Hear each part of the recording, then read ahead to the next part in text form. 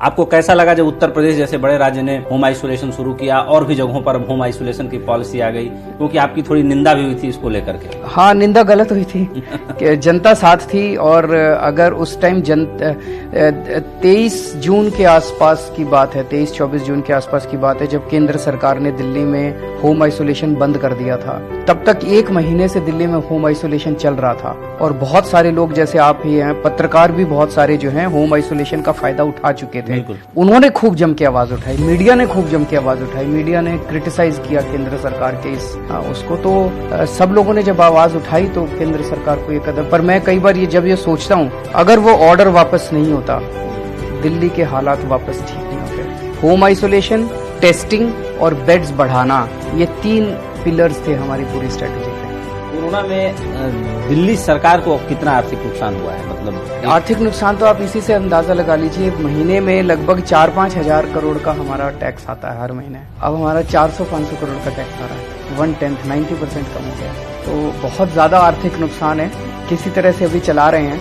और बस यही है कि जल्दी स्थिति सुधरे। अगर जल्दी स्थिति सुधरेगी तो टैक्स आना चालू होगा। तो आमतौर पर जो सरकारी कर्मचारियों के ऊपर ये तमगा लगता है, या एक साइकोलॉजी बनी हुई है कि सरकारी कर्मचारी काम नहीं करता, 10 से 5 बजे के बाद अपना टिफिन उठाता है, भागने की फिराक में रहता है। जिस तरीके से डोर टू डोर सर्वे आपने कराया, सीरोलॉजिकल सर्वे कराया, एंटीबॉडीज टेस्ट की जा रही हैं, ऐसे कठिन हालात में आपने तमाम दिल्ली सरकार के जो लाखों सरकारी कर्मचारी हैं, हॉस्पिटल से लेकर के और भी, ये सब कैसे पॉसिबल हो पाया? इतना मैकेनिज्म आपने कैसे बनाया? थोड़ा इसको बताइए। इसके लिए मैं अपने सारे सरकारी कर्मचारियों को, अधिकारियों को, डॉक्टर्स को, नर्सेज को, हमारे सिविल डिफेंस वॉलंटियर्स को, आशा वर्कर्स को, ये हमारे लोग हैं जिन्होंने मेहनत की। के अंदर जो इंस्पिरेशन और मोटिवेशन था, कई डॉक्टर्स और नर्सेज को तो मैं जानता हूँ जो घर गए ही नहीं, कई 2-2, 3-3 महीने तक घर नहीं गए, वहीं सोते थे हॉस्पिटल में, वहीं खाते थे, वहीं पीते थे। थोड़ा इंस्पिरेशन हम उन्हें देते थे, थोड़ा हम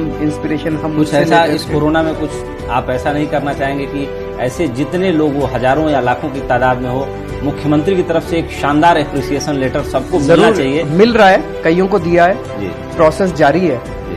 मेरी तरफ से कई लोगों को एप्रिसिएशन लेटर सरकार में, डॉक्टर्स में, नर्सेज में। सबसे बड़ी स्कीम जो हुई वो जिसने एक हौसला भी दिया सबको कि अगर किसी के कोई कोरोना की ड्यूटी पे है और कोरोना की ड्यूटी पे रहते हुए अगर उसकी कोरोना होने से मौत हो जाती है तो उसको सरकार 1 करोड़ रुपए का बहुत परिवार को देता है। तो इससे लोगों का हौसला बंधा कि सरकार हमारा ख्याल रखेगी। दिल्ली में आपने तमाम स्कीम ऐसी शुरू की जो किसी और राज्य ने शुरू करने की दिशा में पहल नहीं की या साहस नहीं कर पाया। वो मुफ्त पानी हो, मुफ्त बिजली हो, या जो बिजली के रेट लड़ भिड़ के आपने ऐसे कम करके दिखा दिया, जो लोग कहते थे कह रहे कुछ नहीं होने वाला। ये सब काम आप कैसे कर पाए, और इस समय जो आर्थिक चुनौतियां हैं उसमें ये कैसे मैनेज कर रहे हैं? वो सब हो पाया एक ही चीज से, हमारी नीयत साफ थी, हमें भ्रष्टाचार नहीं करना था। तो भ्रष्टाचार खत्म करके हमने जो पैसे बचाए, देखिए सरकार में पैसे की कमी नहीं है।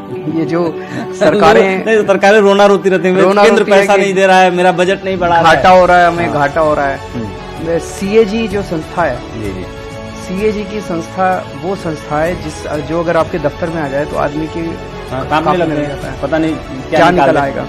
सीएजी वो संस्था है जिसने इस देश के सबसे बड़े घोटाले निकाले हैं, 2G घोटाला, कोयला घोटाला, फलाना ढिमका, सारे घोटाले निकाले। उस सीएजी संस्था ने हमारी दिल्ली सरकार का 5 साल का ऑडिट किया एक साथ, और 5 साल का ऑडिट करने के बाद सीएजी ने इन शब्दों में कहा कि पूरे देश में दिल्ली सरकार अकेली सरकार है जो फायदे में चल रही है, नुकसान में नहीं चल रही। और इसके पहले दिल्ली सरकार नुकसान में चल रही थी, लेकिन पिछले 5 साल में दिल्ली सरकार फायदे में चल रही है। तो कोई उनको घोटाला नहीं मिला, कुछ नहीं मिला। इस तरह का सर्टिफिकेट सीएजी से मिलना बहुत मुश्किल है, मैं इसको समझ सकता हूँ। उससे जो पैसे बचे, जब भ्रष्टाचार खत्म करके पैसे बचे, तो फिर हमने महिलाओं का सफर फ्री कर दिया, हमने बिजली मुफ्त कर दी। तो वो पैसा तो जनता का ही है, जनता को तरह तरह से लौटा रहे हैं पैसा। गारंटी कार्ड योजना का भी ऐलान आपने किया था, तो मौजूदा आर्थिक हालात को देखते हुए उस पर क्या काम अभी होगा या थोड़ा आगे बढ़ के करेंगे? थोड़ा तो डिले हो जाएगा बिल्कुल, क्योंकि अभी तो तनख्वाह देने के भी पैसे नहीं बचेंगे। बिल्कुल बिल्कुल, बिल्कुल। तो थोड़ा डिले होगा, लेकिन हमारी सारी गारंटी हम कोशिश करेंगे 5 साल में जरूर पूरी होगी।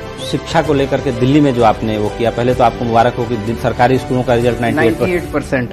कभी इतिहास में 70 साल में नहीं हुआ। नहीं, ऐसा कभी पूरे देश में कहीं नहीं आया ऐसा, तो इसके लिए खास मुबारकबाद। लेकिन जो स्कूलों का इंफ्रास्ट्रक्चर, जो मॉडल, जो अध्यापकों में एक भरोसा आपने पैदा किया, जाहिर सी बात है आपको भी मुश्किलें बहुत आई होंगी, बहुत मीटिंगें आपको करनी पड़ी होंगी, लेकिन सरकारी स्कूल प्राइवेट से बेहतर कैसे बन गया और ये जो रिजल्ट देश के सामने है, ये कैसे मुमकिन हो पाया? सबसे पहले हमें as a country, as a पूरे देश के तौर पे हमें ये मानना पड़ेगा कि अगर हम 21वीं सदी के भारत का निर्माण करना चाहते हैं, अगर हम चाहते हैं कि हमारा भारत अमेरिका से कम्पीट करे, जापान से कम्पीट करे, यूरोप से कम्पीट करे, तो बिना अपने लोगों को शिक्षित किए ये हम कभी भी हासिल नहीं कर सकते। आप मुझे पूरी दुनिया में एक देश बता दीजिए जो डेवलप्ड कंट्री है और जिसकी 100% जनता अच्छी पढ़ी लिखी नहीं है, अच्छी पढ़ी लिखी। डेवलप्ड कंट्री में हर व्यक्ति अच्छा पढ़ा लिखा मिलता है आपको। तो चुनावों के दौरान सारी पार्टियां बड़े बड़े वादे करती है, हम भारत को ये कर देंगे, हम भारत को वो कर देंगे। हर पार्टी से आप एक प्रश्न पूछिए कि शिक्षा पे क्या करोगे। अगर वो पार्टी शिक्षा पे कुछ नहीं कर रही तो वो भारत को आगे ले जा ही नहीं सकती। इस कॉन्फिडेंस और इस विश्वास के साथ जब आप आगे बढ़ेंगे कि भाई शिक्षा सबसे जरूरी है, देश के लोगों को तैयार करके भारत को आगे बढ़ाने के लिए असली राष्ट्र निर्माण शिक्षा देना है, तो फिर सारी सरकारें काम कर सकती हैं। इस विश्वास से हम लोग आगे बढ़े। तो सबसे पहले तो हमने स्कूलों की हालत ठीक की। जैसी सरकार बनी, स्कूलों में टॉयलेट्स नहीं थे लड़कियों के लिए, वो घर जाना पड़ता था उनको, अगर बीच में क्लास में अगर उनको, तो सारे टॉयलेट्स ठीक कराए। पीने के पानी का इंतजाम नहीं था, वो ठीक कराया। सफाई खराब थी, वो ठीक कराई। स्कूल टूटे पड़े थे, वॉर फुटिंग के ऊपर नई नई बिल्डिंग बनवाई। सारी कितनी बिल्डिंग बनवाई है हम लोगों ने, कितने नए कमरे बनवाए हैं। स्कूलों के अंदर आर्ट और इसके क्लासरूम लगवाए, म्यूजिक के क्लासरूम है, आज स्विमिंग पूल है आज हमारे स्कूलों के अंदर, लिफ्ट्स लगी हुई हैं स्कूलों के अंदर। आप सोच सकते हैं प्राइवेट स्कूलों में नहीं है। ये सारा ताना बाना, ये सारा इंफ्रास्ट्रक्चर बनवाना तो आसान था, इसमें तो पैसा डालना था। तो हमने बजट जो है, पहले 5,000 करोड़ का बजट होता था दिल्ली में, उसको 15,000 करोड़ कर दिया, 3 गुना बजट कर दिया दिल्ली का। सबसे बड़ा चैलेंज था टीचर्स को, प्रिंसिपल्स को मोटिवेट करना। तो प्रिंसिपल्स को सबको हमने फॉरेन भेजा ट्रेनिंग के लिए, हार्वर्ड भेजा, कैम्ब्रिज भेजा, अलग अलग देशों में भेजा। तो जो वो लौट के आए, वो 4 जो के आए, उनको लगा यार अब सरकार है जो हमारे साथ है। टीचर्स जितने थे उनको हमने आईएम्स में भेजा ट्रेनिंग के लिए, IIM Ahmedabad, IIM Bangalore, IIM Lucknow, इनके साथ हमने वो किया। तो ये सारे, इससे माहौल ऐसा बना कि अब हम सबको मिलके एक नया भारत तैयार करना है। बच्चों के अंदर कॉन्फिडेंस पैदा हुआ कि अब सरकार हमारे साथ है, उसकी वजह से ये सारा सिस्टम बन रहा है। अभी आपने घर घर राशन की जो स्कीम की, उसकी घोषणा करते ही तारीफ होनी शुरू हो गई, लेकिन साथ ही गरीब कल्याण योजना और इसको लेकर के थोड़ा सा कॉन्फ्लिक्ट भी केंद्र सरकार और दिल्ली सरकार के बीच हो सकता है कि भाई फंड केंद्र सरकार दे रही है, दिल्ली सरकार उसको कैसे इंश्योर करेगी। पूरे देश में एक गरीब आदमी जब राशन लेने जाता है तो उसे दुत्कार दिया जाता है, उसे बेइज्जती महसूस की करवाई जाती है। राशन की दुकानें खुलती नहीं है, राशन कम तोला जाता है, बिल्कुल उसको गालियां सुनने को मिलती है गरीब आदमी को, उसको मिलावट वाला राशन मिलता है, उससे ज्यादा पैसे लिए जाते हैं, उसके नाम पे झूठे अंगूठे लगा के कोई दूसरा उतार लेता है राशन। तो जब मैं समाज एनजीओ चलाया करता था परिवर्तन दिल्ली में, तो सुंदर नगरी की झुग्गियों में रहते थे हम लोग। वहाँ झुग्गियों में हमने सूचना के अधिकार कानून को राशन के लिए इस्तेमाल किया था। हम राशन के रिकॉर्ड्स निकलवाते थे सरकारी, और उसमें पता चलता था कि लोगों के नाम पे झूठे दस्तखत कर करके और राशन निकलवा लिया गया, चोरी कर लिया गया। उसके लिए हमारे ऊपर कई बार हमले भी हुए, और हम मतलब खतरनाक किस्म के हमले हुए हम लोगों के ऊपर। तभी से सोचा था कि कुछ करेंगे, लेकिन तब ये नहीं पता था कि एक दिन दिल्ली की जिम्मेदारी भगवान दे देगा और हम खुद ही कर पाएंगे ये। तो अब एक तरह से ये सपना पूरा हुआ। अब लोगों को कोई राशन की दुकान पे जाने की जरूरत नहीं है। हम पैकेट में, बोरी में आटा पैक करके और अलग बोरी में चावल पैक करके, अलग बोरी में चीनी पैक करके आपके घर आपको दे जाएंगे। अच्छा लग रहा है सुन के बहुत। भारत देश, मैं हमेशा ये बोलता हूँ, जब भगवान ने पृथ्वी बनाई तो पृथ्वी पे सबसे खूबसूरत जगह उसने भारत बनाई। भारत में किस चीज की कमी है? किसी चीज की कमी नहीं। और पहाड़ हैं, जंगल हैं, नदियां हैं, पानी है, सारे रिसोर्सेज हैं, सारी जड़ी बूटियां हैं, सारे फसलें उगती हैं, किस चीज की कमी है?